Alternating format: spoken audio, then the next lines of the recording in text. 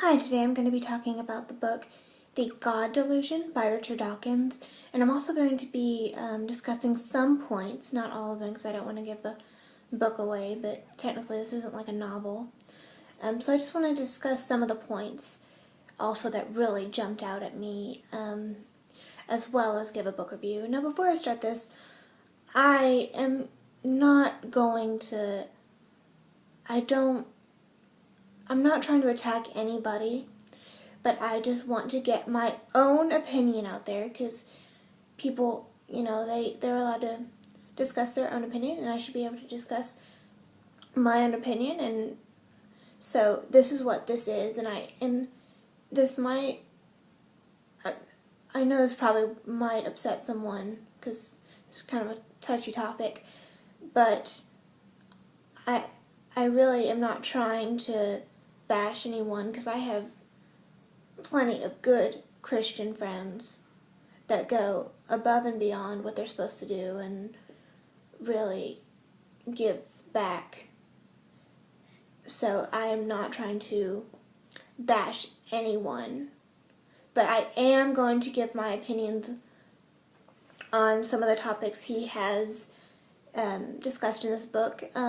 Now, in case you're not sure who Richard Dawkins is, he is a British, he's a biologist, and he talks a lot about the scientific proof of how, pretty much how there is no God.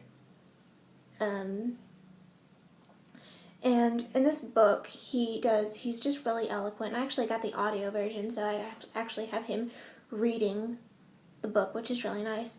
And he just does all different points. He discusses, the scientific point of evolution and things like that. And then he also does, he says things about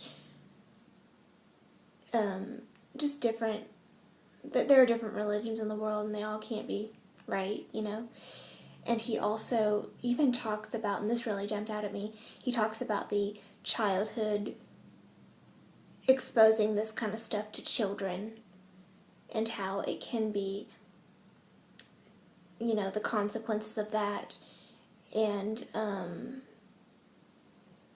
also why people have religion, and also some of the things that atheists face.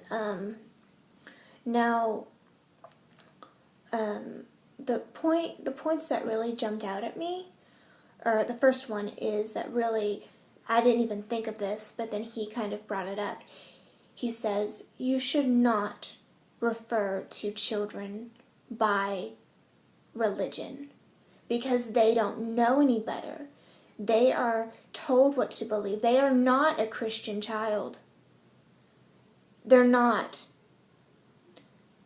They're not old enough to make their own decisions.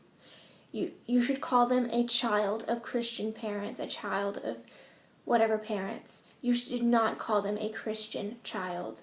And I didn't even think of that until he said something. And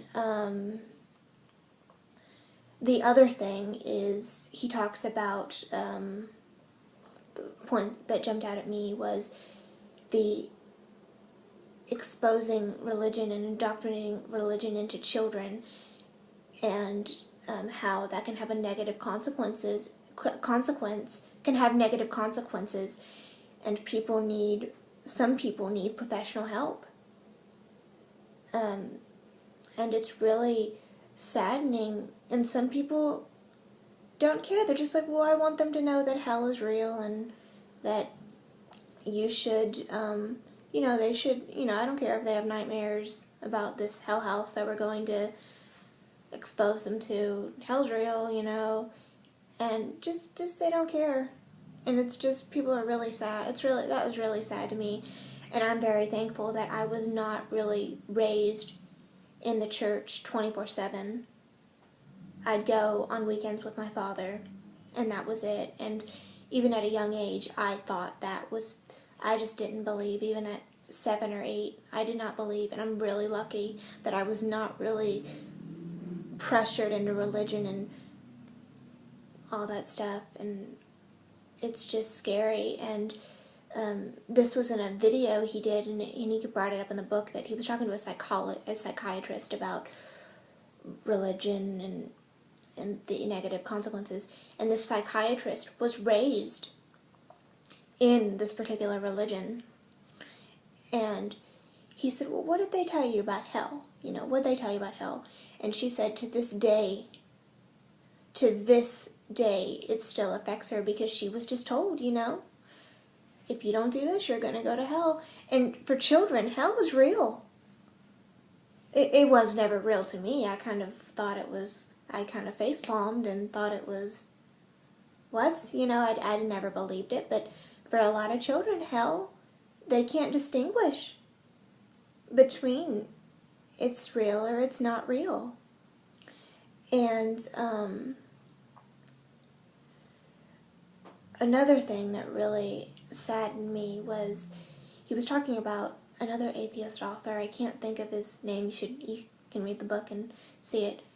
He, in his town, there was going to be a faith healer coming to his town. And I think the guy's last name was Mills, I think. And the author's name was Mills, the atheist author. And he wanted to have a protest against this faith healer. And so he went to the cops. And he went to one cop, and basically they said, this is God-fearing America, and we're not going to protect you. And he kept going up the ladder. No one would help. No one would give him police protection. And this is our cops. These are our cops that are supposed to protect us. And she goes, well, I hope that you get attacked. And it was just, that really scares me. That really scared me. And again, these are our cops that are supposed to protect us. And that really is very frightening to me. Over religious reasons, people aren't protecting your fellow American. And on to what I did not like about the book, and again, this is just me. It was parts of it were very science-y. And I am not a science major. I'm a Spanish major. But I understand, the theory of evolution and all that. But it just, part of it went way over my head. And because I'm not a biology major. But I understand the theory of evolution, and I've seen some documentaries on it, which helped me understand it more. But this man is really, really intelligent.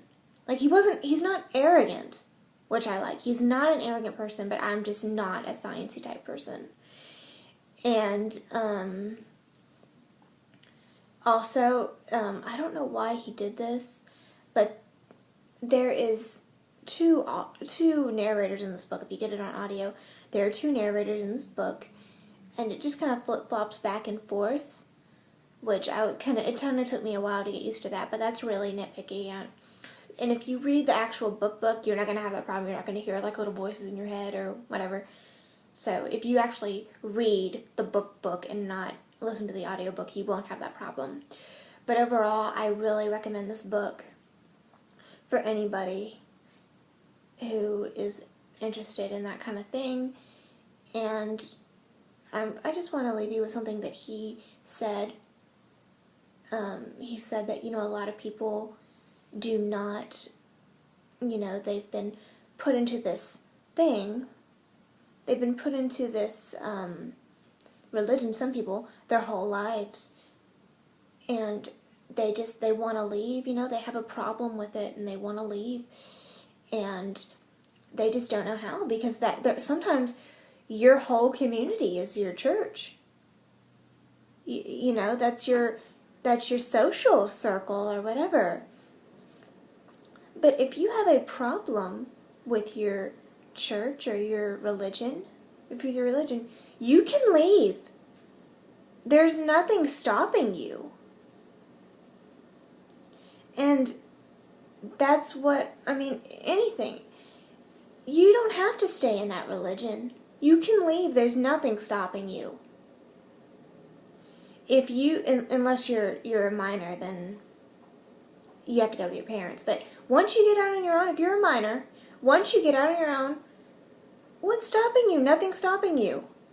You can always leave if you have a problem. So, I hope you liked my review on the God Delusion. And please like, subscribe, and comment. I like to hear what you guys think. Bye, guys.